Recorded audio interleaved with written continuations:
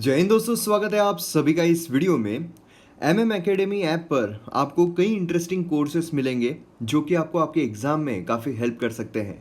जैसे कि जो पॉलिटी का कोर्स है वो चल रहा है, मॉडर्न हिस्ट्री का कोर्स ऑलरेडी कंप्लीट हो चुका है, उसी के साथ एथिक्स का कोर्स चल रहा है, ज्योग्राफी का कोर्स चल रहा है। और कोर्स के साथ साथ आपको जो टेस्ट है वो भी मिलते हैं। जैसे कि आज ही जो फंडामेंटल राइट्स है वो हमारा पूरा कंप्लीट हो गया है, तो उसके लिए जो टेस्ट है वो भी आपको देखने को मिलेगी, आज अपलोड कर दी गई है। तो इस तरीके से आपको जो टेस्ट है टॉपिक्स पर वो भी देखने को मिलती है, जिससे कि आपकी प्रिपरेशन जो है वो और ज़्यादा अच्छी हो जाती है एग्ज़ाम पर्सपेक्टिव से। तो इसीलिए आप जो भी एम एम एकेडमी ऐप के कोर्सेस है उनको एक बार देखिए, डेमो लेक्चर्स अवेलेबल है। और कौन बनेगा एज सीरीज़ वो आपको करंट अफेयर से रिलेटेड काफ़ी हेल्प करेगी। अगर आप न्यूज़पेपर और कौन बनेगा एज सीरीज़ देख लेते हो तो आपका 90% करंट अफेयर जो है वो कवर हो जाता है, क्योंकि कौन बनेगा आईएएस में जो एआईआर है उसी के साथ साथ जो पीआईबी है ना, तो ये सारी चीज़ें उसमें कवर हो जाती है। और एम एम एकेडमी ऐप को आप डाउनलोड कर सकते हो प्ले स्टोर से। जल्दी ही जो स्पीड का ऑप्शन है वो भी आपको नज़र आएगा। और उसी के साथ साथ जो प्राइजेस है वो जल्दी ही इंक्रीज होने वाले हैं। 18 से जो प्राइजेस है वो इंक्रीज हो जाएंगे, सब्सक्रिप्शन प्राइजेस। और 18-19 तक जो स्पीड का ऑप्शन है वो भी आ जाएगा। तो इसीलिए स्पीड का ऑप्शन आने से पहले ही प्राइजेस राइज होने वाले हैं, तो जल्द से जल्द सब्सक्रिप्शन लीजिए, जिससे कि एकदम कम से कम प्राइजेस में आपको जो कोर्सेस है वो देखने को मिलेंगे। क्योंकि अगर आप साल भर का देखते हो तो दिन का आपको 14 to 15 रुपीज़ पड़ रहा है। मतलब आप देखो, अगर आप ऑफलाइन क्लासेस जाते हो तो इतना तो आपके ट्रैवलिंग में चला जाता है ना। तो इतने कम प्राइजेस में आपको यहाँ पर इतने हाई क्वालिटी कोर्सेज देखने को मिल रहे हैं, इसलिए जल्द से जल्द सब्सक्राइब कीजिए। आप यहाँ पर देख सकते हो पीडीएफ भी अवेलेबल रहती है। उसी के साथ साथ यहाँ पर आप नो एक्टिव प्लान्स पर देखोगे तो आप जो अलग अलग प्लान्स दिए गए हैं उस पर क्लिक करके जो प्लान्स है वो परचेस कर सकते हो। अलग अलग वेरियस ऑप्शन है पेमेंट के, ईएमआई का भी ऑप्शन अवेलेबल है, debit card, credit card, Bhim, net banking, सभी ऑप्शंस अवेलेबल है। जय हिंद दोस्तों, स्वागत है आप सभी का इस वीडियो में। आज हम 18 जुलाई का जो एनालिसिस है वो देखने वाले हैं। काफ़ी इंटरेस्टिंग आर्टिकल्स है। चलिए शुरू करते हैं। आप मुझे फेसबुक इंस्टाग्राम पर फॉलो कर सकते हो। पीडीएफ और वीडियो अपडेट्स के लिए आप मुझे टेलीग्राम पर फॉलो कर सकते हो। लिंक सभी की डिस्क्रिप्शन में दी हुई है। चलिए मैप बेस्ड एक्सरसाइज देखते हैं। तो यहाँ पर आपको जो घाट है जो कि यहाँ पर गुरु शिखर को माउंट आबू से सेपरेट कर रहा है, तो इस प्लेस का नाम क्या है ये आपको बताना है। तो आपको करना क्या है, वीडियो को पॉज करना है, इसके रिगार्डिंग इन्फॉर्मेशन लिखना है और फिर वीडियो को रिज्यूम करना है। उसी के साथ साथ कुछ वोकैब भी देख लेते हैं। तो यहाँ पर पहला वर्ड आता है अल्टरकेशन। तो यहाँ पर जब हम इसका नाम देखते हैं तो होता है नॉइजी आर्ग्यूमेंट या फिर कन्फ्रंटेशन, मतलब ज़बरदस्ती की आर्ग्यूमेंट, मतलब जो गर्लफ्रेंड बॉयफ्रेंड के बीच में वो वाली आर्ग्यूमेंट।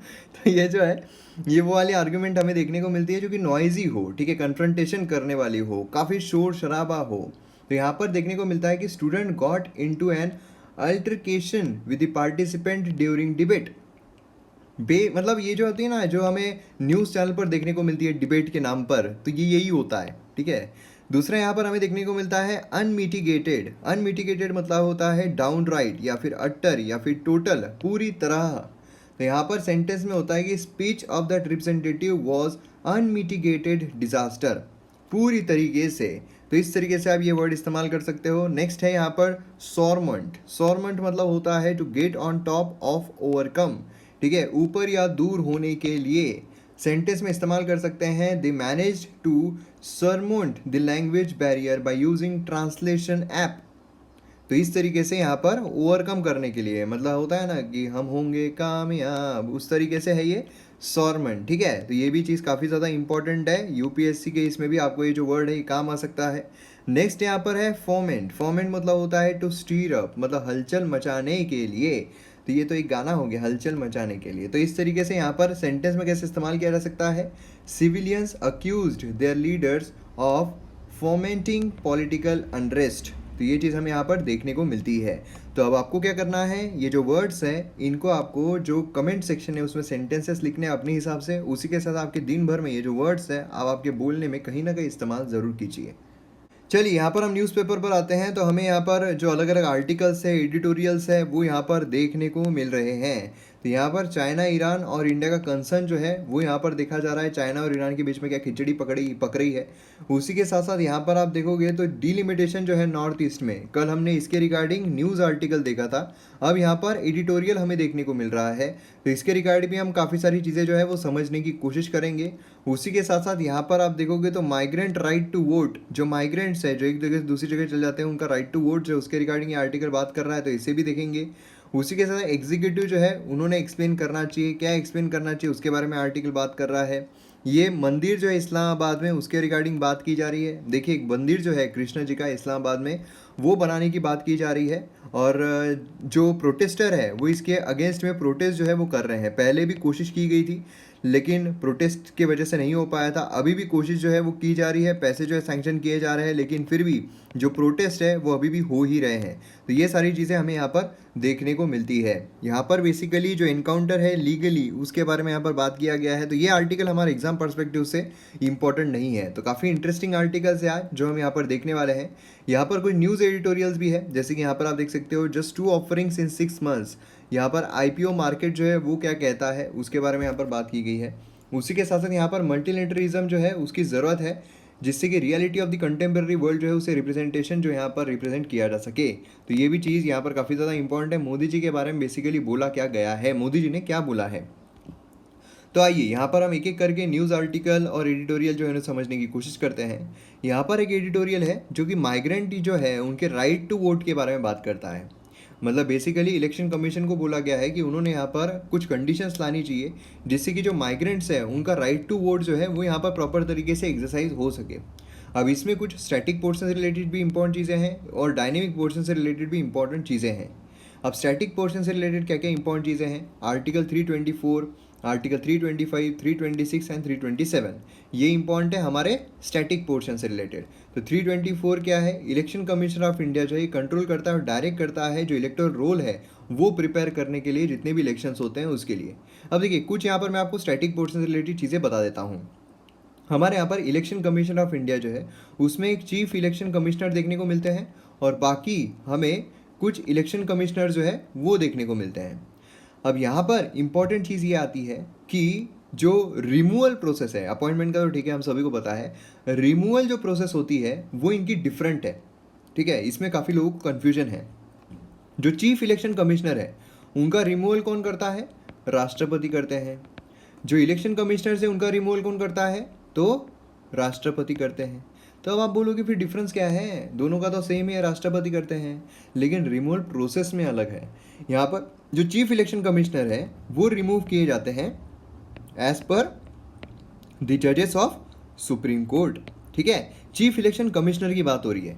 बाकी जो इलेक्शन कमिश्नर है उनको राष्ट्रपति निकाल सकते हैं on the advice of chief election commissioner. मतलब समझ रहे हो कि चीफ इलेक्शन कमिश्नर जो है इसकी जॉब ज़्यादा सिक्योर्ड है और इलेक्शन कमिश्नर जो है इनकी इतनी ज़्यादा सिक्योर्ड नहीं है, क्योंकि राष्ट्रपति कभी भी निकाल सकते हैं on the advice of chief election commissioner. तो ये एक चीज़ जो है काफ़ी ज़्यादा इंपॉर्टेंट है जिसमें कन्फ्यूजन होता है।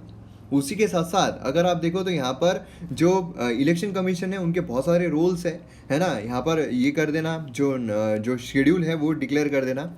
और दूसरा आता है moral code of conduct, MCC, moral code of conduct, मतलब आचार संहिता जिसे हम कहते हैं। ये भी काफ़ी ज़्यादा इंपॉर्टेंट है। कब लगती है इसमें भी काफ़ी लोगों को कन्फ्यूजन होता है। ये बेसिकली लगाई जाती है जब शेड्यूल जो है वो अनाउंस हो जाता है। इलेक्शन कमीशन जो है उसने शेड्यूल अनाउंस कर दिया और फिर आचार संहिता उस जगह पर लग गई। और वो कब तक रहती है, वो रहती है जब तक रिजल्ट्स ना आ जाए। ठीक है, इलेक्शन ना हो जाए तब तक नहीं, जब तक रिजल्ट्स ना आ जाए तब तक वो आचार संहिता रहती है। इस दौरान बहुत सारे रिस्ट्रिक्शंस होते हैं, जो मतलब मंत्री भी है वो सरकारी गाड़ियों का इस्तेमाल नहीं कर सकते हैं ये करते वक्त, दूसरे लोगों को भी ये नहीं, रिलीजियस बातें, बहुत सारी चीज़ें हैं वो हमने ऑलरेडी कवर की हुई है। तो इस तरीके से ये सारी चीज़ें जो है इंपॉर्टेंट है स्टैटिक पोर्शन से। इसमें आर्टिकल 326, 327 ये भी काफ़ी ज़्यादा इंपॉर्टेंट हो जाता है। इसमें हमें रिप्रेजेंटेशन ऑफ पीपल एक्ट जो है वो भी देखने को मिलते हैं ऑफ 1950 एंड 1951।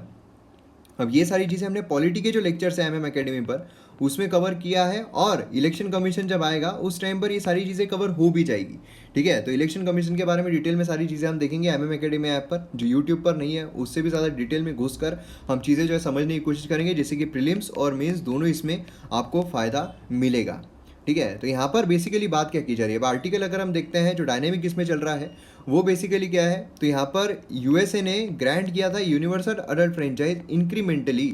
इंक्रीमेंटली मतलब क्या है कि उसने जैसे ही वो आज़ादी मिली उसे, ठीक है, जैसे ही आज़ादी मिली तब से उसने सभी को वोटिंग राइट्स नहीं दे दिए थे, सभी को वोटिंग के अधिकार नहीं थे, बल्कि जो ब्लैक है, ठीक है, उनको तो काफ़ी बाद मिले थे। जो यूएसए में जिनको सो कॉल्ड ब्लैक्स कहा जाता है उनको तो काफ़ी लेट, मतलब 90s में उनको जो वोटिंग राइट्स है वो दिए गए थे। अब ऐसे सिनारियो में आप देखो, इंडिया अगर हम देखें तो इंडिया को आज़ादी मिलती है 1947 में, और 1947 के बाद से ही इंडिया ने अडल्ट फ्रेंचाइज जो है वो लेकर आ गया। मतलब कि जो भी 21 साल के उम्र के ऊपर है, हाँ 18 साल तो बाद में किए ना, अमेंडमेंट के बाद किए, पहले 21 साल थी, तो जो भी 21 साल के उम्र से ऊपर है उन सबको वोट करने का अधिकार है। उसके बाद 18 साल जो है वो कर दी गई थी। और एक इम्पॉर्टेंट चीज़ इसमें हमें देखने को मिलती है कि जो राइट टू वोट है, ध्यान दीजिएगा, जो राइट टू वोट है ये हमारा कौन सा अधिकार है, ये हमारा फंडामेंटल राइट है, हमारा नेचुरल राइट है, हमारा कॉन्स्टिट्यूशनल राइट है, हमारा लीगल राइट है, कौन सा है, तो ये हमारा कॉन्स्टिट्यूशनल राइट है। ठीक है, ये हमारा कॉन्स्टिट्यूशनल राइट है, और ये एग्जाम में पूछा भी गया है। क्यों? हमारे कॉन्स्टिट्यूशन में दिया हुआ है अडल्ट फ्रेंचाइज के बारे में, हमारे संविधान में दिया गया है कि जो भी 18 साल की उम्र जो है उससे ऊपर होगा वो यहाँ पर एलिजिबल रहेगा वोट करने के लिए।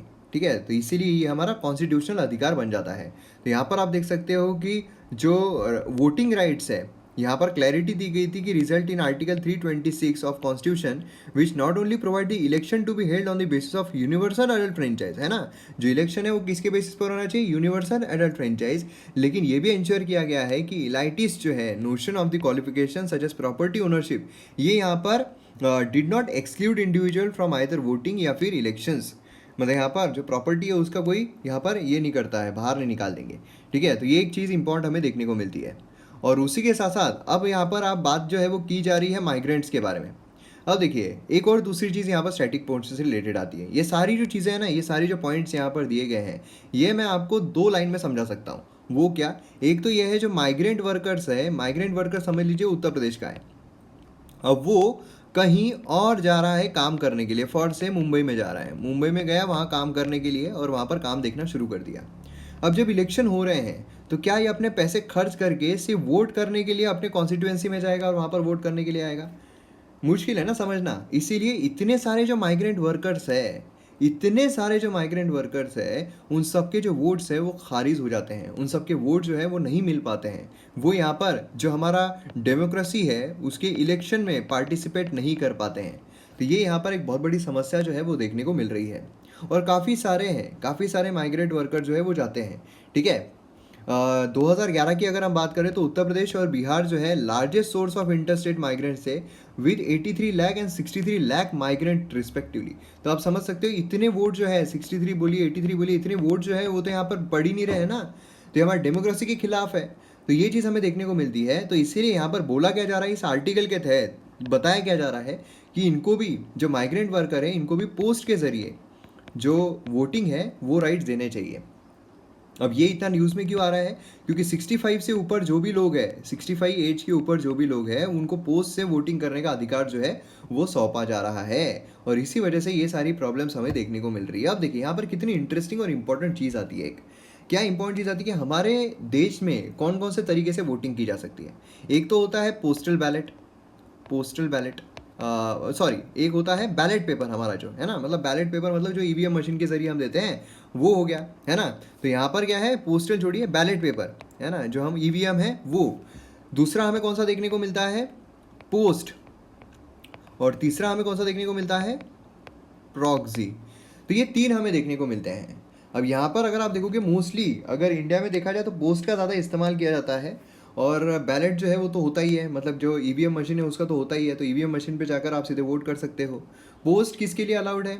जिनकी गवर्नमेंट ड्यूटी लगी हुई है, मतलब कि फॉर एग्जांपल अगर कोई ये कॉन्स्टिट्यूंसी का बंदा है और लेकिन उसकी गवर्नमेंट ड्यूटी लगी हुई है इलेक्शन के दौरान, उसको ये वाला कॉन्स्टिट्यूंसी जो है हैंडल करनी है, तो बट अब इसे अपनी कॉन्स्टिट्यूंसी में आके वो वोट नहीं कर पाएगा। तो जब सब इलेक्शन ख़त्म हो जाते हैं उसके पहले ये जो है वो वोट पोस्ट के ज़रिए उनको भेज देना पड़ता है कि मैं इसको वोट कर रहा हूँ करके। ठीक है, तो ये चीज़ हमें देखने को मिलती है। प्रॉक्सी मतलब आप सभी ने कॉलेज में प्रॉक्सी लगाई होगी कि भैया मैं हूँ, तो मतलब मेरे को अगर वोट नहीं कर पा रहा हूँ, मैं नहीं जा पा रहा हूँ, तो मैं किसी को तो ये बोलूँगा मेरे बिहाफ में तू वोट करके आ जा। ठीक है, तो ये होती है प्रॉक्सी वोटिंग।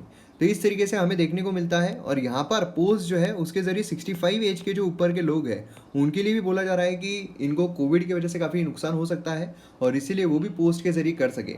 लेकिन उसका क्रिटिसिज्म भी हो रहा है कि जो 65 एज के ऊपर है उनको इजीली मैनिपुलेट किया जा सकता है, उनको इजीली गुमराह किया जा सकता है और इसी वजह से उनको नहीं दिया जाना चाहिए। तो ऐसा भी बोला जाता है। तो ये सारी चीज़ें हमें देखने को मिलती है। तो इसीलिए यहाँ पर माइग्रेंट वर्कर के लिए भी पोस्ट की सुविधा लाई जाए, ऐसा यहाँ पर बोला जा रहा है। समझ में आ गया आपको पूरा? नेक्स्ट इस पे पढ़ते हैं। यहाँ पर एग्जीक्यूटिव जो है उन्होंने एक्सप्लेन करना चाहिए। अब बेसिकली हुआ क्या है, यूएस सुप्रीम कोर्ट ने रिसेंटली जो ट्रम्प एडमिनिस्ट्रेशन है उसके एक निर्णय को यहाँ पर अनकॉन्स्टिट्यूशनल करार कर दिया है, अनलॉफुल करार कर दिया है। वो बेसिकली काय के लिए है, तो जो बेनिफिट्स है चाइल्ड इमिग्रेंट्स को वो डिनाई कर रहे हैं। जो चाइल्ड इमिग्रेंट जो बाहर से आए हुए हैं उनको जो बेनिफिट है वो डिनाई किया जा रहा है ना। तो इसीलिए यहाँ पर जो ट्रम्प एडमिनिस्ट्रेशन है उसके अगेंस्ट में जो ये है उन्होंने वोटिंग, मतलब जो सुप्रीम कोर्ट है उन्होंने यहाँ पर निर्णय दिया है। तो इससे हमें दो चीज़ें पता चलती हैं। एक तो चीज़ क्या पता चलती है कि जो हमारा सुप्रीम कोर्ट है वो सिर्फ कॉन्स्टिट्यूशन की बात करेगा, ठीक है। अगर हमारे यहाँ पर ऐसा हो तो बट ऑब्वियस है हमारे यहाँ पर भी ये अनकॉन्स्टिट्यूशन हो सकता है। हमारे यहाँ पर क्यों हो सकता है, आर्टिकल 14 उसमें आ जाएगा। आर्टिकल 14 बेसिकली क्या करता है कि आप यहाँ पर किसी के भी अगेंस्ट में जो डिस्क्रिमिनेशन है वो नहीं कर सकते हो। लेकिन आर्टिकल 14 जो है वो किसके बारे में बात करता है, वो बात करता है only on the grounds of reason, race, caste, sex, place of birth, है ना।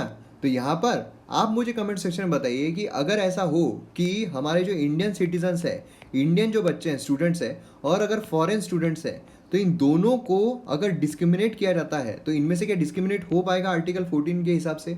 और अगर हो पाएगा तो ये जो ग्राउंड्स है on the ground of religion, race, caste, sex, place of birth, तो इसमें से कौन से इस पर जो डिस्क्रिमिनेशन है वो हो सकता है, ये आप मुझे कमेंट सेक्शन में क्या बता सकते हो अगर होता है तो। अगर नहीं होता है तो कोई सवाल ही पैदा नहीं होता।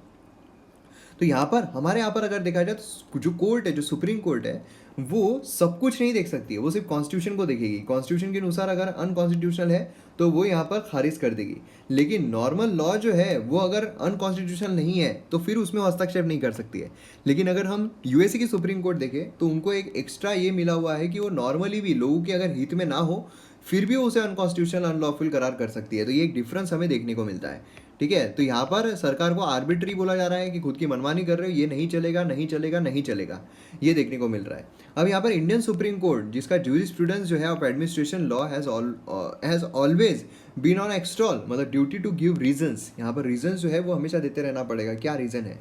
क्लोज रिलेशन जो है administrative law, constitution law, environmental law India में, अब ये हैज़ ना matured into wider judicial doctrine, ठीक है। यहाँ पर क्या है, जो वाइडर जुडिशियल डॉक्ट्रिन है उसमें यहाँ पर चला गया है। और पब्लिक अकाउंटेबिलिटी जो है, अब यहाँ पर पब्लिक ट्रस्ट जो है वो लेना पड़ता है ना। ये भी चीज़ यहाँ पर काफ़ी ज़्यादा इंपॉर्टेंट है। Supreme court of United States अगर देखा जाए तो arrived at the same result in its own bicentennial constitutionalism, तो ये भी चीज़ हमें देखने को मिलती है। तो बेसिकली यहाँ पर मुझे इंपॉर्टेंट आपको चीज़ बताना क्या है ये पूरे आर्टिकल के थ्रू, कि जो ट्रम्प एडमिनिस्ट्रेशन की तरफ से, देखिए प्रेसिडेंशियल फॉर्म ऑफ गवर्नमेंट है वहाँ पर, है ना। प्रेसिडेंशियल फॉर्म ऑफ गवर्नमेंट मतलब बेसिकली क्या है कि सेपरेशन ऑफ पावर देखने को मिलता है। मतलब ये लेजिस्लेटिव, एग्जीक्यूटिव और जुडिशरी, सेपरेशन ऑफ पावर है पूरी तरीके से। यहाँ पर अगर कोई भी तरीके से एग्जीक्यूटिव जो है वो ओवर अपनी पावर जो है उसे लांघने की कोशिश करता है तो फिर जुडिशरी जो है वो उसे रोकना अच्छी तरीके से जानती है। तो ये चीज़ यहाँ पर इंपॉर्टेंट है। तो हमारे यहाँ पर भी जुडिशियल रिव्यू जो है उसके रिगार्डिंग चीज़ें इंपॉर्टेंट हो जाती है कि जुडिशियल रिव्यू जो है वो हर इसमें, ऑलमोस्ट हर इसमें काम आता है। दूसरी की इंपॉर्टेंट चीज़ ये है कि जुडिशियल रिव्यू जो है हमारा बेसिक फीचर है ना, बेसिक फीचर है जुडिशियल रिव्यू। ये भी एक चीज़ काफ़ी ज़्यादा इंपॉर्टेंट है, ठीक है। और उसी के साथ साथ यहाँ पर जो मतलब पॉलिटिकल चीज़ें दी गई है वो हमारे लिए इतनी ज़्यादा इम्पॉर्टेंट नहीं है। और उसी के साथ साथ यहाँ पर आप देखोगे तो जो स्कॉटस है, स्कॉटस यहाँ पर देखा है supreme court of United States, ठीक है। तो ये जो है was only seized with the issue whether the agency has exercised its power arbitrarily और कैप्रिशियसली। आपको याद है कैप्रिशियसली हमने ऑलरेडी कवर किया हुआ है, कि आप मुझे बता सकते हो इसका मतलब क्या होता है। तो ये चीज़ हमें यहाँ पर देखने को मिलती है।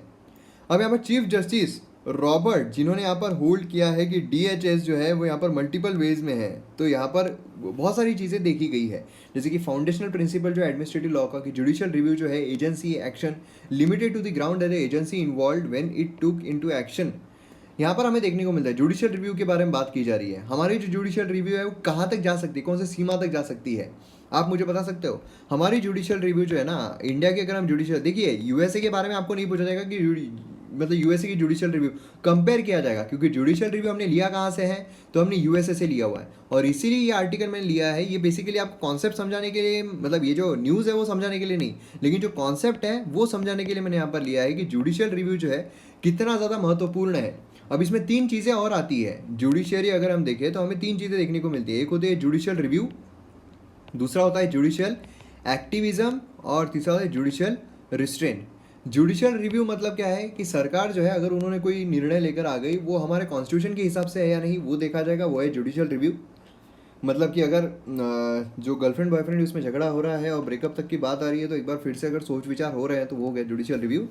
दूसरा है जुडिशियल एक्टिविज्म, मतलब अगर जो लेजिस्लेचर है वो अगर कुछ निर्णय नहीं ले पा रही है तो फिर जुडिशरी निर्णय ले लेगी, उसे कहेंगे जुडिशियल एक्टिविज्म। मतलब कि फॉर एग्जांपल जैसे कि 500 मीटर की इस पर अल्कोहल की दुकान नहीं रहना चाहिए, है ना, नेशनल एंथम होते वक्त आपको खड़े रहना होगा। ये सब क्या है, जुडिशियल एक्टिविज्म है। बेसिकली लॉज लाए जाने चाहिए पार्लियामेंट की तरफ से। और तीसरा जुडिशियल रिस्ट्रेन, मतलब अगर ज़्यादा ही जो पार्लियामेंट जो जुडिशरी है वो अगर अपनी ही करने लग गई, ठीक है, कि मतलब मैं ही करूँगी, अब सब कुछ मैं ही देखूंगी, लॉज मैं ही बनाऊंगी, सब कुछ मैं बोलना शुरू कर देगी, तो अब यहाँ पर जो ऑक्सीजन है वो नहीं ले सकते हो, तो ये गलत हो जाएगा, है ना। तो ये है उनका रिस्ट्रेंट भी रहना चाहिए, क्योंकि यहाँ पर हमारे यहाँ पर डेमोक्रेसी है। डेमोक्रेसी में है कि लोगों के द्वारा चुने गए लोग, लोगों के रिप्रेजेंटेटिव लॉज लगाएंगे लोगों के लिए। तो यहाँ पर जो जुडिशरी है वो डेमोक्रेटिक है क्या? नहीं है, वहाँ पर चुनकर नहीं आए गए हैं, इसलिए तो ऑथोक्रेटिक हो जाएगा अगर वो ज़्यादा ही अपने एक्टिविज्म करेगी। तो ये चीज़ यहाँ पर इंपॉर्टेंट हमें देखने को मिलती है, ठीक है। तो यही चीज़ हम कनेक्ट कर सकते हैं यूएसए में जो चल रहा है उससे। नेक्स्ट यहाँ पर आ रहा है चाइना ईरान, इंडिया के क्या कंसर्न्स हैं, ये भी एक इम्पॉर्टेंट चीज़ है। चाइना और ईरान काफ़ी क्लोज आ रहे हैं। यहाँ पर अगर आप देखोगे तो काफ़ी ज़्यादा इन्वेस्टमेंट देखने को मिल रही है। चाइना जो है वो इन्वेस्ट करेगा 120 बिलियंस इनटू ईरान के ट्रांसपोर्ट और मैन्युफैक्चरिंग इंफ्रास्ट्रक्चर में, जो कि यहाँ पर मेजर सेक्टर ईरान के इंक्लूडिंग बैंकिंग हो गया, टेलीकम्युनिकेशन हो गया, पोर्ट्स हो गया, रेलवेज हो गया, ये सब में होता है। ईरान जो है वो ऑलरेडी सिग्नेटरी है चाइना के बेल्ट एंड रोड इनिशिएटिव का। तो इससे हमें देखने को मिलता है कि इंडिया जो है उसे ईरान ने बाहर का रास्ता दिखाने की कोशिश की है। भले ही यहाँ पर इंडिया जो है वो बोल रहा है कि अभी भी ये चीज़ जो है वो चल रही है, मगर फिर भी जो चाइना है वो घुसने की कोशिश पूरी तरीके से कर रहा है ईरान में। अब यहाँ पर ईरान जो है उसको एक बेनिफिट इससे क्या है, ईरान को बेनिफिट ये है कि अगर वो इंडिया पे पूरी तरीके से भरोसा करे, देखिए डिप्लोमेसी किस तरीके से चलती है, अगर वो इंडिया पे पूरी तरीके से भरोसा करे तो उनको ये पता है कि भैया इंडिया जो है वो यूएसए के क्लोज है, यूएसए का अलाय है। मतलब यहाँ मोदी कुछ करे तो वहाँ ट्रम्प तारीफ कर देता है ना। मतलब जैसे ट्रम्प ने अभी हाल ही में बोला कि यूएसए के बाद अगर किसी ने ज़्यादा टेस्टिंग की है तो वो इंडिया है। तो इस तरीके से जो यूएसए है, ट्रम्प है, वो इनकी बार बार तारीफ करते रहता है। तो ये कब पलट जाएंगे ईरान से ये हम नहीं बता सकते हैं यूएसए के इससे। तो इसीलिए हमें कुछ ऐसा पार्टनर ढूंढना पड़ेगा जो कि दुश्मन हो। याद है कल के लेक्चर में मैंने आपको चाणक्य की नीति बताई थी, है ना। बहुत सारे लोगों को ये लग रहा होगा कि ये नीति जो है वो काम करती है या नहीं, लेकिन अब आपको समझ में आएगा किस तरीके से वो काम करती है। जो हमने कॉन्सेंट्रिक सर्कल्स के बारे में देखा था कि यहाँ पर अगर किंग है, ठीक है, तो यहाँ पर ये जो है ये उसका दुश्मन रहेगा। फिर उसके बाद यहाँ पर ये इसका दोस्त रहेगा, फ्रेंड रहेगा। फिर यहाँ पर अगर आप देखो तो ये यहाँ पर ये जो फ्रेंड है इसका ये दुश्मन रहेगा, इसीलिए ये इसका दुश्मन हो जाएगा, है ना। और अगर यहाँ पर देखोगे तो ये इसका फ्रेंड हो जाएगा, है ना। तो इस तरीके से जो हमने कॉन्सेंट्रिक सर्कल देखे तो यहाँ पर हमें देखने को मिलता है कि जो दुश्मन का दुश्मन है वो हमारा दोस्त है ना। जो यहाँ पर जो दुश्मन का दुश्मन है, ठीक है, वो हमारा दोस्त है, ठीक है। तो ये हमें यहाँ पर देखने को मिलता है चाणक्य नीति से, और यही चीज़ हमें यहाँ पर देखने को मिल रही है। अगर हम देखें तो यूएसए का दुश्मन मतलब है चाइना, और यहाँ पर जो यूएसए है उसका दोस्त मतलब है इंडिया।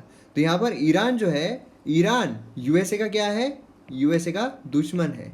अब यहाँ पर अगर आप देखो तो दुश्मन और दुश्मन जो है ये दोस्त बन सकते हैं, दुश्मन और दोस्त जो है वो ज़्यादा दोस्त बन सकते हैं क्या, क्लोज फ्रेंड बन सकते हैं क्या, नहीं बन सकते हैं। यही नीति मैंने आपको कहा ना, चाणक्य नीति जो है ना वो खतरनाक है, बहुत ही खतरनाक है। इसलिए तो मैंने पूरा पूरा वो पढ़ने में इतना मज़ा आया है कि मैं आपको बता नहीं सकता, इसलिए मैंने बोला था 1 घंटा मैं आपको इसमें बता सकता हूँ, इतने सारे एग्जांपल्स मैं आपको दे सकता हूँ। जो टोटल डिप्लोमेसी चल रही है ना, वो मैं आपको पूरा चाणक्य नीति से एक्सप्लेन कर सकता हूँ। यही चीज़ मैं इंटरनेशनल रिलेशन जब लूँगा एमएम एकेडमी पर, तब आपको एक्सप्लेन करूँगा। इसके कुछ मैं ग्लिम्स लूँगा जिससे कि आपको एग्जाम में फ़ायदा मिले, जिससे कि आप अगर फॉरेन सर्विस में जाना चाहो, इंडियन फॉरेन सर्विस में जाना चाहो, तो आपको इन सारी चीज़ों के बारे में पता रहे। तो ये मैं ज़रूर इंक्लूड करूँगा। तो यहाँ पर अगर आप देखो तो यही चीज़ हमें यहाँ पर देखने को मिल रही है। और चाइना की जो डेप्ट ट्रैप डिप्लोमेसी है, डेप्ट ट्रैप मतलब क्या है कि भैया कर्जों में डुबा दो। ईरान को भी अभी वो समझ में नहीं आ रहा है। ईरान जिसको दोस्त समझ रहा है, वो एक्चुअल में जो दुश्मन है ना, उसका भी असल दुश्मन नहीं है। अगर देखा जाए तो यूएसए का भी वो पूरी तरीके दुश्मन नहीं है। अगर ऐसा होता तो यूएसए उस पर सैंक्शंस नहीं लगाता। यूएसए ने ईरान पे सैंक्शंस लगाए कि चाइना पे लगाए उस तरीके से। हाँ, वो तो ठीक है यार, ट्रेड वॉर चलते रहता है, वो बात अलग है। लेकिन क्या सैंक्शंस जैसी कोई चीज़ हुई है ना? तो इससे ये होता है कि उसका भी वो पूरा दुश्मन है, क्योंकि दोनों को पता है कि भैया ये मार्केट जो इकोनॉमी जो है उसको सस्टेन करना पड़ेगा, और जो छोटी छोटी कंट्रीज है उसको अपने ताबे में ले लो, ईरान को अपने ताबे में ले लो। इस तरह की चीज़ें जो है हमें देखने को मिल रही है। डेप्ट ट्रैप होता है। एंशियंट टाइज अगर हम देखें तो रिलेशन जो ईरान और चाइना के बीच में, वो हम 200 BC के पास कंसिडर कर सकते हैं, जब सिविलाइजेशन जो है वो कांटेक्ट में आई थी between the Parthian and Sassanid empire जो है उनके बीच में जब आई थी। तो ये देखिए, ये अब इम्पॉर्टेंट नहीं है। कभी हो सकता है कि आपको ये एम्पायर कहाँ कहाँ पर थे पूछे जा सकते हैं, है ना? मैच द पेयर में पूछे जा सकते हैं। तो यहाँ पर देखिए, एंशियंट हिस्ट्री का कोर्स जो है वो ऑलमोस्ट शुरू हो चुका है। और शुरू मतलब उसका एक लेक्चर जो है वो तो मतलब पीपीटी मैंने बनाया हुआ है, लेकिन मैं उसे लॉन्च करूँगा। टोटल देखिए उसके टोटल रहेंगे कुछ 23 या 24 उसके टोटल लेक्चर्स रहेंगे, ठीक है? 23 या 24 लेक्चर्स रहेंगे। तो जब उसके 15 लेक्चर के आसपास मेरे रिकॉर्ड हो जाएंगे, तब मैं लॉन्च कर दूंगा। और अगले महीने तक मोस्ट प्रोबेबली मैं सोच रहा हूँ कि अगला महीना मतलब जो जून जुलाई अगस्त, तो जो अगस्त है उसमें एंशियंट हिस्ट्री भी कवर कर लूँ। तो एंशियंट हिस्ट्री जो है उसमें कवर हो जाएगा, काफ़ी कॉम्प्रिहेंसिव तरीके से है, प्रीलिम्स और मेंस दोनों पर्सपेक्टिव से। बहुत फ़ायदा मिलेगा आपको। तो एमएम एकेडमी पर मैं आपको बता रहा हूँ, जो कोर्सेस आने वाले ना भाई साहब, इतने खतरनाक है कि आपको मज़ा ही आ जाएगा। और जल्दी ही स्पीड ऑप्शन आने वाला है, तो स्पीड ऑप्शन आ जाएगा तो आपको और भी रिवाइज करने में भी आसानी जाएगी। तो ये सारी चीज़ें हम यहाँ पर देखने को मिलती है। तो यहाँ पर एंशियंट टाइज से मेरे को ध्यान में आ गया एकदम। तो जब यहाँ पर कुशान एम्पायर जो है सिंस 1st सेंचुरी, जब कनिष्क जो है वो एट इज हेल्म था, तो यहाँ पर सीनो इंडियन जो बुद्धिस्ट ट्रांसमिशन है वो हमें देखने को मिला था। तो ये सब एंशियंट हिस्ट्री का पार्ट है। तो ये सारी कॉन्टैक्ट किस तरीके से आए वो यहाँ पर बता रहे हैं। मॉडर्न डिप्लोमेसी अगर हम देखें तो मॉडर्न डे डिप्लोमेसी टाइज जो है ईरान और चाइना के बीच में are just about 50 years old, ठीक है? चाइना जो है वो इनवाइट किया गया था to the 2500 year celebration of Persian empire October 1971 में। 1970s में अगर आप देखोगे जो टाइज थे वो काफ़ी लुकवार्म थे, ठीक है? ये भी हमें टाइज जो है एकदम ऐसे नहीं देखने को मिल रहा था खतरनाक, एकदम जिगर के टुकड़े एकदम घस घस के रह रहे हैं, ऐसा भी नहीं था, ठीक है? और उसी के साथ विजिट जो है is said to have left very strong negative sentiment about China among the Iranians. तो बहुत सारी चीज़ें हमें ऐसे देखने को मिली थी। तो चाइना है उसके ज़्यादा ईरान जो है वो भी क्लोज आने का ये नहीं कर रहा था, ठीक है? और मोस्टली हम अगर देखें तो डिप्लोमेसी में भी यहाँ पर एक दूसरे का साथ लेते हुए ज़्यादा दिखाई नहीं देते हैं कि भाई हमने इसका साथ ले लिया, हमने उसका साथ ले लिया, है ना? ऐसा ज़्यादा दिखाई नहीं देता है कि एकदम जिगर के टुकड़े हैं, है ना? ये भी है। और न्यूक्लियर प्रोग्राम की अगर हम बात करें तो coincidentally June 3-4 1989 mark the landmark for China in Iran. मतलब यहाँ पर बेसिकली क्या हुआ था, जो स्क्वायर इंसिडेंट है वो देखने को मिला था, एक कोइंसाइड हुआ था with death of Islamic Republic founder, ठीक है? इनकी डेथ भी हुई थी। चाइना जो है ग्लोबल सेंसर यहाँ पर सफ़र किया था और वेस्टर्न सैंक्शंस भी इससे सफ़र किया था। ईरान जो है इसने कंसोलिडेट किया था ऑफ थीरेसी अंडर न्यू लीडर भी वहाँ पर देखने को मिले थे। अब यहाँ पर अगर आप देखोगे तो जो 1980s है 1990s है, चाइना जो है उसने डायरेक्ट असिस्टेंस जो है ईरान के न्यूक्लियर और मिसाइल डेवलपमेंट प्रोग्राम्स को सपोर्ट किया था। अब यहाँ पर अगर आप देखो, China was force to take position in June 2010 at the UN security council against the Iranian nuclear power. तो ये भी एक चीज़ काफ़ी ज़्यादा इंपॉर्टेंट है। मतलब कैसा है, चाइना जो है वो पहले से ही ऐसा नहीं है कि विरोध कर रहा है, ठीक है? अगर हम न्यूक्लियर भी देखें, जहाँ से यूएसए और ईरान के बीच में झगड़े शुरू हुए हैं, क्योंकि न्यूक्लियर डील की वजह से ही शुरू हुए हैं ना, न्यूक्लियर जो प्रोग्राम्स है उसके वजह से ही शुरू हुए हैं। जो ईरान है वो न्यूक्लियर वेपन्स बनाने की कोशिश कर रहा था, जो यूएसए उसको पसंद नहीं आ रहा था, और उस वजह से यूएसए जो है उससे सैंक्शंस लगा दिए थे। फिर डोनाल्ड ट्रंप ने उसके साथ एक अग्रीमेंट साइन किया था P5+1, और उसी के साथ साथ हमें बहुत सारी चीज़ें इसमें देखने को मिली। ट्रंप ने इसे भी ब्रेक कर दिया। तो इस तरीके से हमें देखने को मिलता है टुडे बोथ चाइना और ईरान जो है वेस्टर्न पैसिफिक और पर्शियन गल्फ को as a region of concentration with US इस तरीके से देखता है। तो मतलब वही हो गया ना, दुश्मन का दुश्मन दोस्त, यही हमें देखने को मिल रहा है ना। तो ये एक इम्पॉर्टेंट चीज़ है। उसी के साथ स्टेक्स फॉर इंडिया, इंडिया जो है, इंडिया और ईरान के रिलेशंस डिसेंट हैं, अच्छे हैं, है ना। अगर आप देखोगे तो नेचुरल गैस बोलिए, वहाँ पर चाबहार पोर्ट का फॉर्मेशन बोलिए, तो काफ़ी सारी चीज़ें हैं। ग्वादर पोर्ट के एक कॉम्पिटिटर के रूप में उसे देखा जाता है पोर्ट को। उसी के साथ इंडिया जो है वो चाइना को एक कंसर्न के रूप में दिखता है, क्योंकि हर तरफ से यार चाइना घेरता जा रहा है, करे तो करे क्या, बोले तो बोले क्या, ऐसा हो गया है।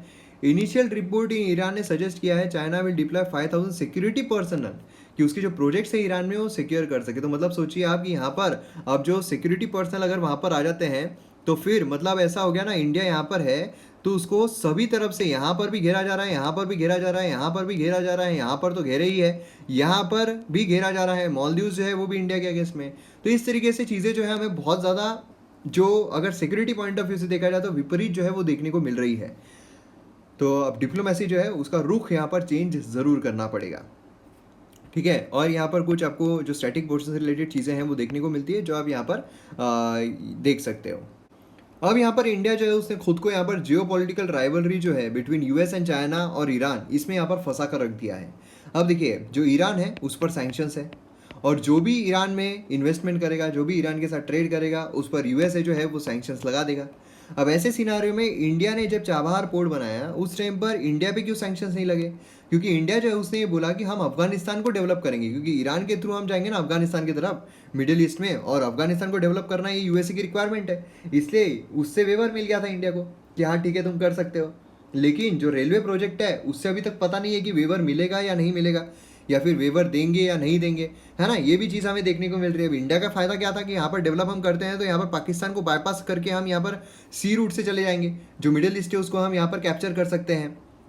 लेकिन अब यहाँ पर चाइना आ गया है, तो इंडिया जो है वो तो दोनों तरफ से फंस गया है ना, कि करे तो करे क्या, ऐसा ही यहाँ पर हो गया है। तो अब यहाँ पर काफ़ी जो प्रॉब्लमेटिक सिचुएशन है वो यहाँ पर देखने को मिल रही है। अब यहाँ पर यही बोला गया है कि Joe Biden comes back to power there may be no threat of sanctions, लेकिन ट्रम्प जो है अगर फिर से रीइलेक्ट होकर आ जाता है तो इंडिया जो है वो लॉन्ग टर्म स्ट्रेटेजिक डिसीजन जो है वो यहाँ पर अपना देख सकती है, रेलवे प्रोजेक्ट जो उसको कंटिन्यू करने से पहले। तो इसीलिए यहाँ पर one cannot just spend Indian tax payers money without making sure they won't be under sanctions. तो ये भी एक चीज़ काफ़ी ज़्यादा इंपॉर्टेंट है कि मतलब तुक्के पे नहीं जा सकते हैं, कि इतने ज़्यादा पैसे खर्च करना तुक्के पे ऐसा नहीं हो सकता है। तो ये भी एक चीज़ जो है काफ़ी ज़्यादा इंपॉर्टेंट हमें देखने को मिलती है। रिलेटेड इंपॉर्टेंट चीज़ें हैं कि इंटरनेशनल एटॉमिक एनर्जी एजेंसी जो है उसके रिगार्डिंग चीज़ें दी गई है। वर्ल्ड सेंट्रल इंटरगवर्नमेंटल फोरम है of scientific and technical cooperation nuclear field में। उसी के साथ साथ क्विक फैक्ट्स अगर हम देखें, फाउंडेड कब हुआ था, 1957 में, हेडक्वार्टर वियना में है, मेंबर स्टेट्स इतने हैं।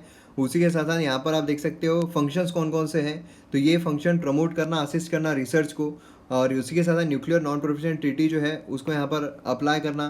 तो ये सारी चीज़ें हमें देखने को मिलती है। तो ये जो थीमेटिक प्रायोरिटीज़ है ये भी काफ़ी ज़्यादा इंपॉर्टेंट है। 3 थीमेटिक प्रायोरिटी है, non proliferation, safety and security, peaceful use nuclear technology का। तो ये तीनों चीज़ें काफ़ी ज़्यादा इंपॉर्टेंट है। तो देखिए इस पर आपको क्वेश्चन जो है वो पूछे जा सकते हैं एग्जाम में। अब यहाँ पर ये वाला जो आर्टिकल है हम फास्ट में देख लेते हैं, क्योंकि हमने ऑलरेडी, मैंने आपको डिटेल में डिस्कस किया हुआ है कल ही न्यूज़ आर्टिकल से। तो यहाँ पर डिलिमिटेशन जो है उस पर क्वेश्चंस रेस किए गए हैं, जो डिलिमिटेशन नॉर्थ ईस्ट स्टेट्स के लिए की गई है। तो बेसिकली डिलिमिटेशन की ज़रूरत क्या है, ऑब्जेक्टिव है कि इक्वल रिप्रेजेंटेशन मिलना चाहिए, जैसे कि हमने कल ही देखा था, इसलिए मैं फास्ट ले रहा हूँ, ठीक है, सिर्फ एक रिवाइज के पर्सपेक्टिव से। इक्वल पॉपुलेशन सेगमेंट जो है उसके लिए, तो इसके लिए डिलिमिटेशन जो है ज़रूरी होती है।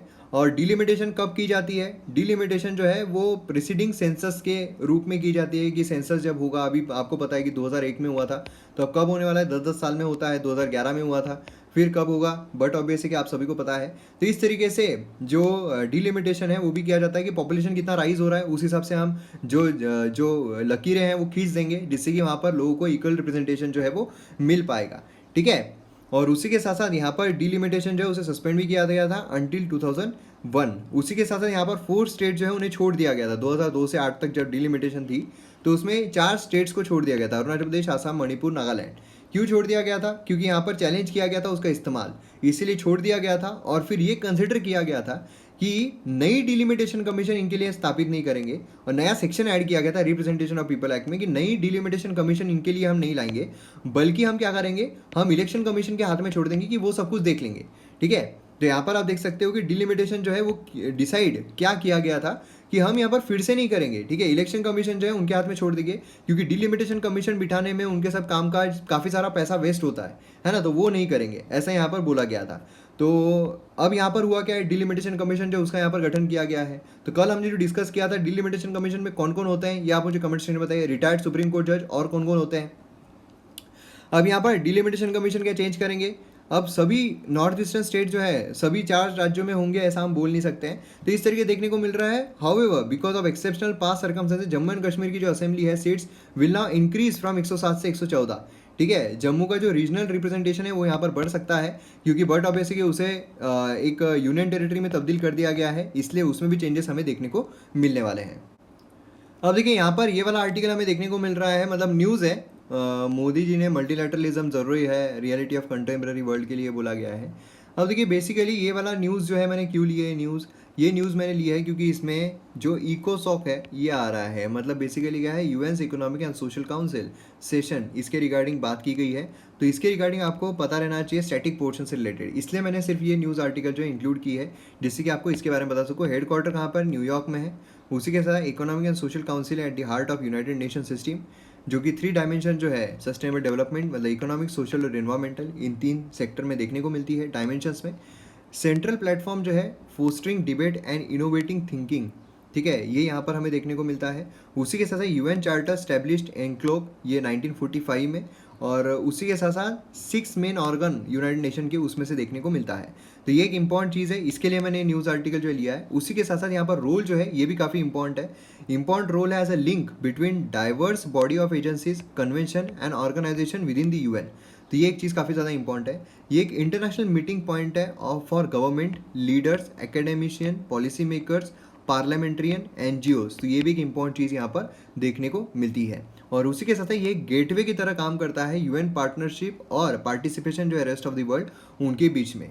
तो ये यहाँ पर क्या क्या करता है ये इसमें आप देख सकते हो, बाकी एंटिटीज़ जो आप देख सकते हो। तो ये इसके लिए, सिर्फ इस चीज़ के लिए मैंने यहाँ पर ये न्यूज़ जो है वो इंक्लूड की है। तो यहाँ पर HLPF जो है high level political forum, development cooperation forum, तो ये भी चीज़ काफ़ी इंपॉर्टेंट आती है। मीटिंग है अंडर द ऑस्पिशियस ऑफ एसो, यहाँ पर जो है वो एवरी ईयर जुलाई में, ठीक है। इकोसॉक इकोसॉक तो यहाँ पर नेशनल रिव्यू जो है प्रोग्राम का इंप्लीमेंट किया जाता है by 2030 agenda of sustainable development voluntary review पर। और उसी के साथ साथ यहाँ पर ये जो चीज़ें हैं जैसे कि FAO है, फूड एंड एग्रीकल्चर ऑर्गेनाइजेशन है ना, स्पेशलाइज एजेंसी जो है।